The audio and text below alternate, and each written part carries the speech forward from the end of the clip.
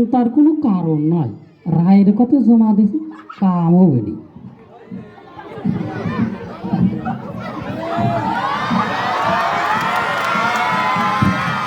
আসসালামু আলাইকুম। হুঁশিয়ার, সাবধান! মহামান্য বিচারপতি রাজ দরবারে প্রবেশ করিতেছেন।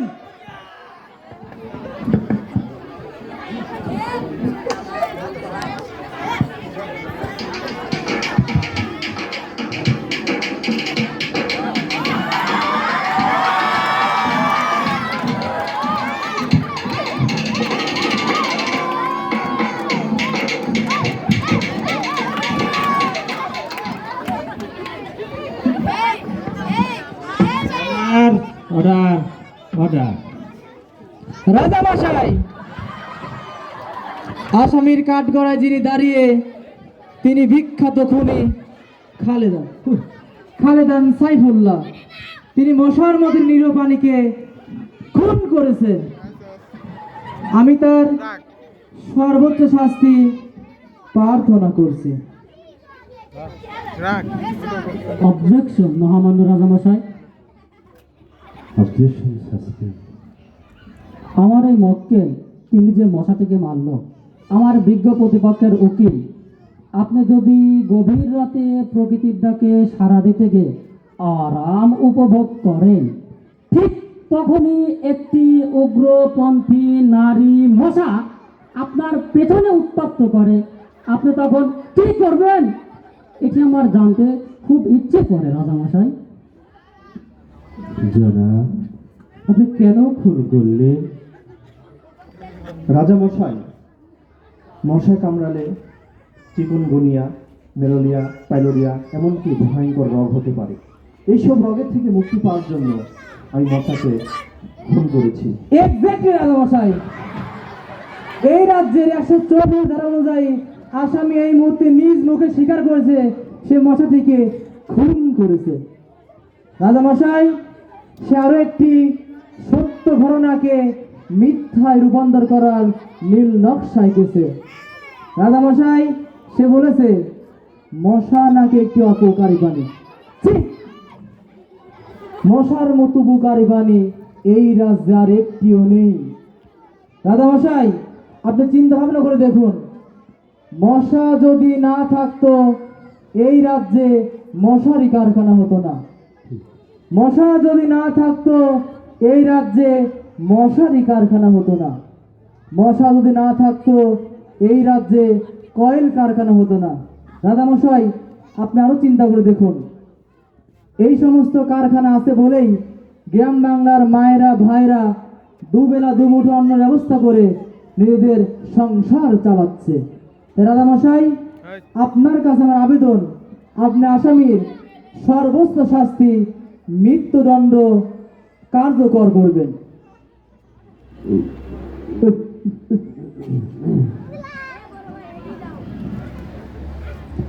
রায়ের কপি তাড়াতাড়ি দেওয়াতে যা।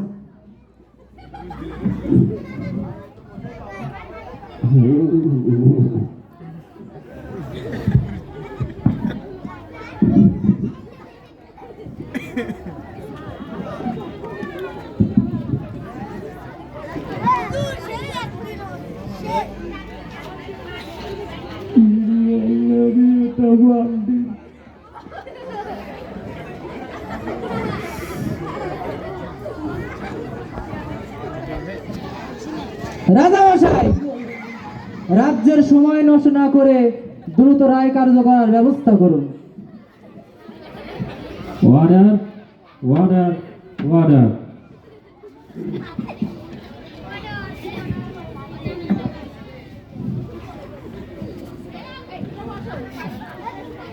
উভয় পক্ষের যুক্তি তর্ক শোনার পরে আসামির বয়স ও সুস্বাস্থ্যের কথা চিন্তা করে এই রাজ্যে এই সিদ্ধান্তে উপনীত হয়েছে যে আসামি উবাইদুল কাদের পিতা মৃত সমীর উদ্দিন সম্পূর্ণ সুস্থ মস্তিষ্কে একটি মশার মতো নিরীহ প্রাণীকে খুন করেছে এবং এর দায়ে 146 ধারা অনুযায়ী দণ্ডবিধি 302 গ এবং 303 ঘ ধারা অনুযায়ী আসামি উবাইদুল কাদেরকে সর্বোচ্চ শাস্তি মৃত্যুদণ্ডে দণ্ডিত করা হলো।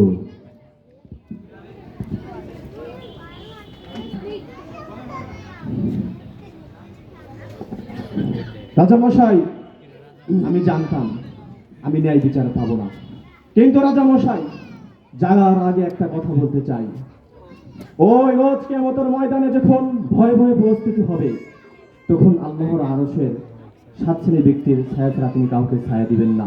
একজন সেই ব্যক্তি যে ইমামুন আদিল, ন্যায় বিচারক শাসক। তাই আপনার নিকটে আমি এই বাণীটা পৌঁছে আপনার থেকে আমি এই হুঁশিয়ারি দিয়ে যাচ্ছি,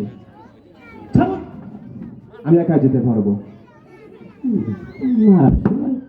মারার সময় মনে থাকে না, জ্ঞান দিবে রয়েছে আবার।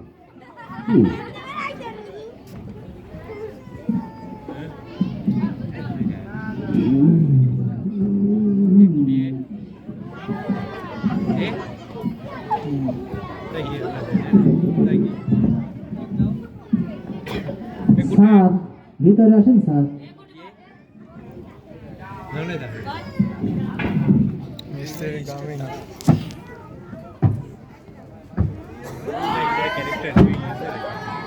আসসালামু আলাইকুম স্যার। স্যার এখানে বসেন। চিন্তার কোনো কারণ নাই, রায় কবি জমা দেওয়া হয়েছে, রায় আমাদের পক্ষে। বসেন বসেন, আপনি এখানে বসেন বসেন। রাজামশাই, আপনি বসেন বসেন, আপনি উঠলেন কেন? না, আপনি তো বসেন। না না, আদালতে একটা সমান আছে না, বসেন বসেন। তাহলে বসি আমি, বসেন। স্যার, কুস্তিকে টেকার বানের ভিতরে ঠিকঠাক দেওয়া আছে তো? টাকা গুনি দেওয়া লাগবে না, টাকা পুরাই আছে। আচ্ছা ঠিক হ্যাঁ, রায় যদি পক্ষে হয়। আছে, চিন্তার কোনো কারণ নাই, রায় আমাদের পক্ষে। হ্যাঁ, পক্ষে। অর্ডার অর্ডার অর্ডার, বিচার কার্যক্রম শুরু করা হোক। রাজামশাই, উনি একজন মুখোশধারী বিখ্যাত খুনি। খুন করা ওনার নেশা, খুন করা ওনার পেশা। উনি একজন নিরীহ মানুষকে নির্মমভাবে খুন করেছে। তাই রাজামশাই, আমি এই বিজ্ঞ আদালতে ওনার সর্বোচ্চ শাস্তি প্রার্থনা করছি। অবজেকশন রাজামশাই। আমার বিজ্ঞ প্রতিপক্ষ উইল সাহেব, তিনি বলতে গেলে আমার মক্কেলকে রীতিমতো অপমান করছেন। কেননা ওনার মতো দেশ দরদি, রাজ্য দরদি, মেধাবী ছাত্র নেতা এই রাজ্যের একটিও নেই। তাই রাজামশাই, আপনার কাছে আমার আবেদন, যেন আমার মক্কেলের সম্মান নিয়ে কোনো কথা না বলা হয়। জনাব, আপনি কেন খুন করলেন? কি দরকার, একটু বসেই বলুন। এখানে আপনি দাঁড়াই উঠলেন কেন? বলেন, আপনি বসুন বসুন। এখানে দাঁড়াই বলেন, সমস্যা নেই। না না, আদালতের একটা সম্মান আছে না। আচ্ছা ঠিক আছে।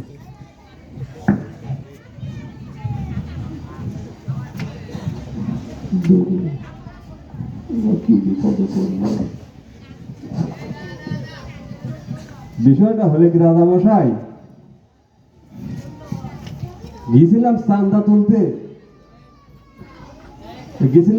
তুলতে, তো এই যে কিছু ভালো মানুষ আছে না, কাহিনী করছে। বিষয়টা আমার ভালো লাগে নাই। অমনি পকেট থেকে ছুরিটা বাই করে খেসাত করে মারে, খেসান করে টান দিলাম, ঘুড়িটা বাড়ায় গেল।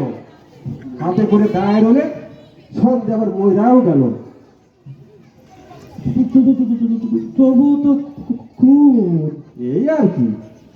খুন কেন বলছেন রাজামশাই?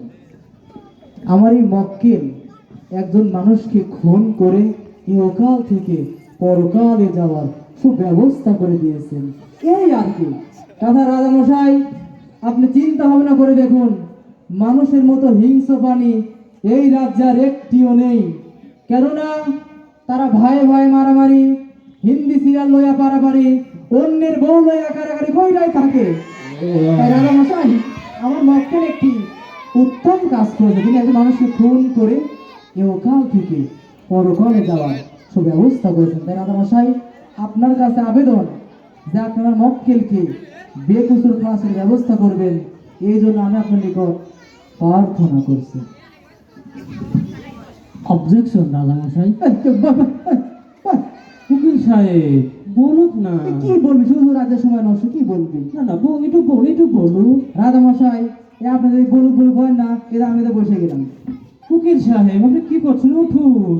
রাজামশাই, বসুন, আপনি বসুন। বলুন উকিল সাহেব, আপনি উঠুন। রাজামশাই, বাই।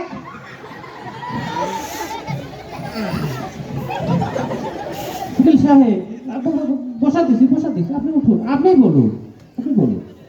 অবজেকশন। বলুন। আচ্ছা উকিল সাহেব। রাজা মশাই, জি।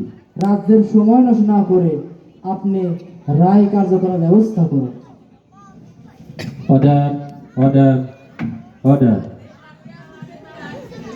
উভয় পক্ষের যুক্তিতর্ক শোনার পরে আসামির বয়স ও জনপ্রিয়তা চিন্তা ভাবনা করি রাজা মশাই, আমি মনে করছি যে আমার বিজ্ঞ প্রতিপক্ষের উকিল সাহেব আমার মক্কেলকে রীতিমতো অপমান করেছেন।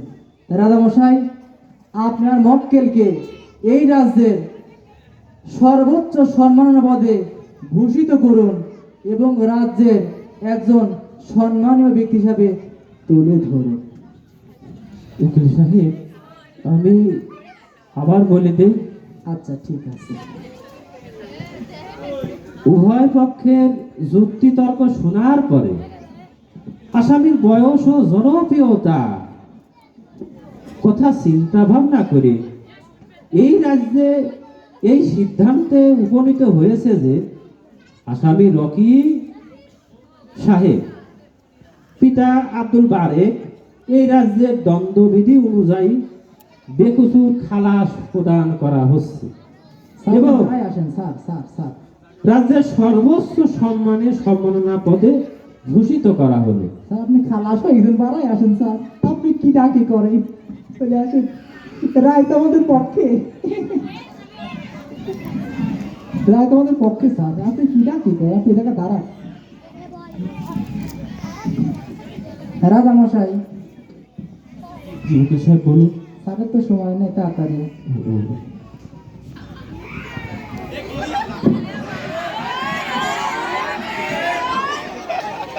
তালি হবে, তালি দে। রাজা মশাই, এ দুপুরে লাঞ্চটা একসাথে করবো, আসেন। চলেন।